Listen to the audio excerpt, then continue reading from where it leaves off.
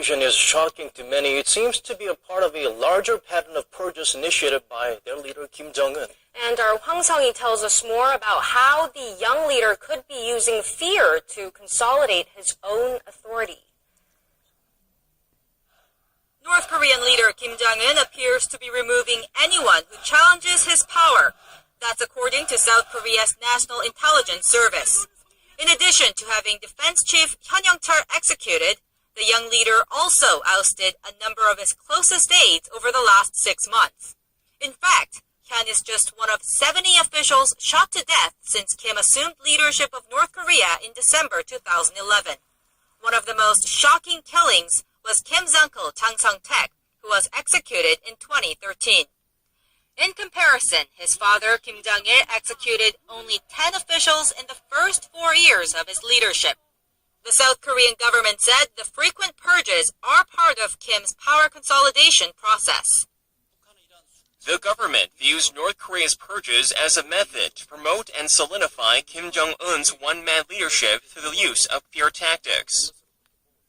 But Seoul's National Intelligence Service said the purges have raised doubts about Kim within the ruling class. North Korean officials are reported to have said that one must be ready to give up his life before speaking up. While some say Kim's efforts to consolidate power will alienate elites, other experts rule out any sign of instability within the regime. I think the Kim Jong-un regime is using shock tactics to stabilize the leadership. Considering that North Korea is not doing bad economically, the chances of a coup or a revolution are very slim. Experts predict more senior officials will be purged in the coming days, a measure to ensure enduring loyalty to the North Korean leader. Hwang Sung-hee, Arirang News.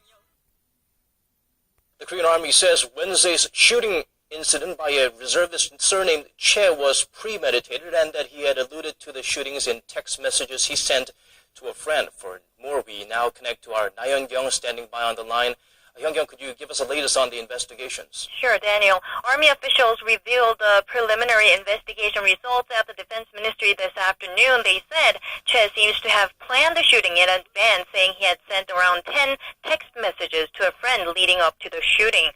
One of the messages said, "On May 12th, I'll be a dead person. Goodbye."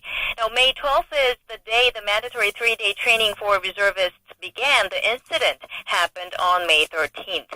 Officials say Che told a drill instructor that he wanted to use the far left shooting lane. In hindsight, it's unfortunate that he was allowed to do so because this put him farther away from the instructors and gave him a better position to shoot reservists in lane number 2 and on. Now, this is also one of the reasons why the Army believes he had carefully planned the shooting. So, Hyung-kyung, have the officials found out what had caused him to turn the rifle on his fellow reservists? Well, the Army says it's still investigating the exact motive, but it did say Che had sought psychiatric help on 6 separate occasions before and after his time in the Army. Now, they added he was under a lot of stress beginning earlier this year as he was trying to earn a welding certificate but failed. During his time in the Army, he was classified as a soldier in need of special care as he had shown suicidal behaviors.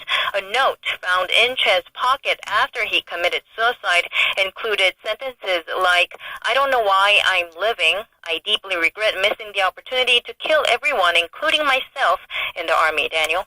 Clearly, he needed some help.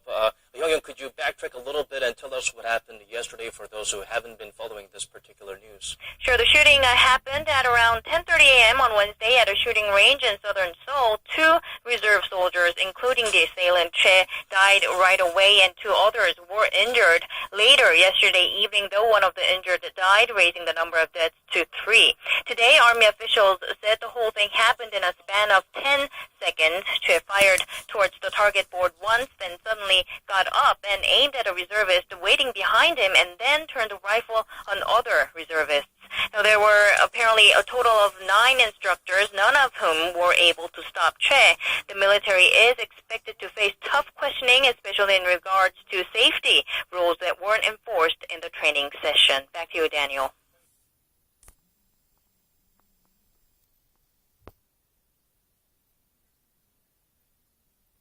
Now, the world is still abuzz with North Korea's surprising and shocking public execution of its defense minister for not following Kim Jong-un's orders to the letter. Now, since becoming leader, Kim has been resorting to regular executions in order to maintain his grip on power. But many analysts are now saying that this latest high-profile case could indicate a power struggle is happening in Pyongyang. Kim Hyun-bin reports. He's at it again. Just 16 months after personally ordering his uncle Chang Song-taek be put to death, Kim Jong-un gave the green light for the execution of his defense minister Hyun Yong-chol for supposedly disrespecting him and slacking off on the job. A report in South Korea's Jungang Daily on Thursday says Hyun's family had to stand witness to the execution late last month, watching as shells from an anti-aircraft gun tore Hyun's body to shreds. The U.S. government says that if the reports are correct, it shows the depths of depravity the young leader is willing to go to. I'm not in a position to confirm any of those specifics, but these disturbing reports, if they are true, describe another extremely brutal act by the North Korean regime. Citing related experts and analysts, international media outlets, such as the BBC and the UK-based Guardian newspaper, say Kim Jong-un's latest move could give cause for concern about North Korea's stability. An analyst told the BBC that Hyun's execution is a clear indication that Kim does not feel secure. Another told The Guardian that the situation as it stands looks quite worrisome. North Korea has for the moment at least not commented on the reports. South Korea's spy agency says Kim Jong-un has ordered the execution of around 70 senior officials since coming to power in late 2011. Kim Hyun-bin, Arirang News.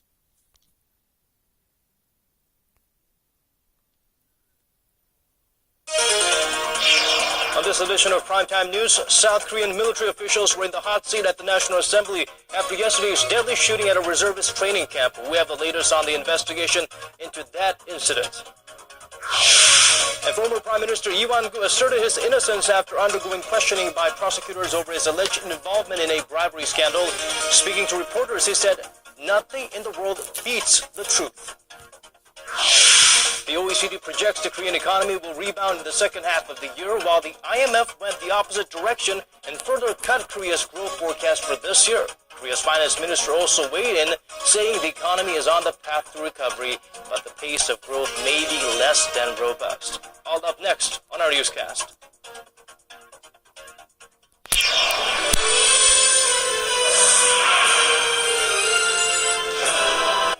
Hello and welcome to Primetime News on this Thursday, May 14th. I'm Hwang Ji-hye. And I'm Daniel Che. Thank you for joining us.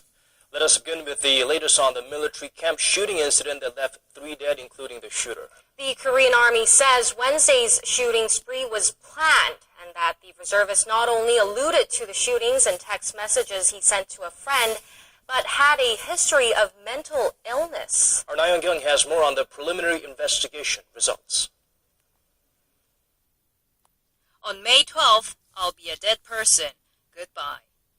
Che sent that text message to a friend prior to the shooting. May 12th is the day the mandatory 3-day training session for reservists began. The shooting spree happened the next day. Officials say Che told a drill instructor that he wanted to use the far-left shooting lane during the training session. This is one of the reasons the Army believes he had carefully planned the shooting. The position not only put him farther away from instructors, but it also meant he wouldn't have to worry about being taken down by the people behind him. The Army says it's still investigating the exact motive, but it did say Che had sought psychiatric help on 6 separate occasions before and after his service. When he was serving in the Army, he was classified as a soldier in need of special care due to depression and maladaptation. He was also reassigned 4 times. Che is said to have been under a lot of stress beginning earlier this year after he had tried but failed to earn a welding certificate. Thursday's investigative report also revealed that the shooting happened in a span of 10 seconds and that there were 9 controllers and instructors on site, none of whom were able to stop Che. The military is expected to face tough questioning, especially with regard to safety rules, as Che's rifle, which was supposed to have been chained to the ground, was loose, enabling him to carry out his plan. Na Hyun-kyung, Arirang News. And staying with the reservist training camp shooting spree, Prior to the Army's announcement of the results of its preliminary investigation into the incident, Defense Ministry officials had to face some tough questions from lawmakers. That's right, and for details, we turn to our Kim Young-gil. Lawmakers lashed out at Defense Ministry and Army officials questioning why a reservist with a record of mental health issues was allowed to attend the training. Defense Ministry officials reported that the 23-year-old gunman, Che, had been sent from one unit to another as he failed to adapt to his military life during mandatory service. The Defense Ministry will conduct a thorough probe into the accident to resolve any suspicions. We promise to prevent tragic recurrences in the future. We express condolences to the victims and their bereaved families and to those who are hurt. Defense Committee members also asked why 9 active duty soldiers, including 3 captains, at the site during the practice shooting didn't take action to prevent casualties. They were positioned to ensure the safety of 20 firing lines during the drill. Lawmakers said they doubted whether the supervisors took proper security procedures and reprimanded the military's lax management of training and weapons. The Army promised to put safety first. The Defense Ministry has issued guidelines to strengthen the safety of shooting practices and will thoroughly assess the accident to devise measures to overhaul the Reserve Forces training system. All Korean men must complete nearly 2 years of mandatory military service, and they go on to the Reserve Forces, where they attend regular training to maintain skills and readiness. Kim Young-gil, Arirang News. We now move over to the latest bribery scandal. Former Prime Minister Lee Wan-gu appeared before prosecutors today for questioning over allegations he took kickbacks. Addressing a crowd of reporters, he apologized for causing public concern and said, "Nothing in the world beats the truth." When asked about the accusation, Lee refused to answer. He's suspected of accepting roughly $27,000 from late businessman Jung back in 2013 during his campaign for a parliamentary seat. The former prime minister is the second official on Seung's bribery list to face questioning following Governor Hong Jun-pyo of Gyeongsang-namdo province. And today, once again, North Korea fired artillery shells into the West Sea near the de facto maritime border known as the Northern Limit Line, or NLL. The South Korean military says the North began the drill at 7 of the drill Wednesday before firing off some 130 shells. The regime said the drill will continue until Friday.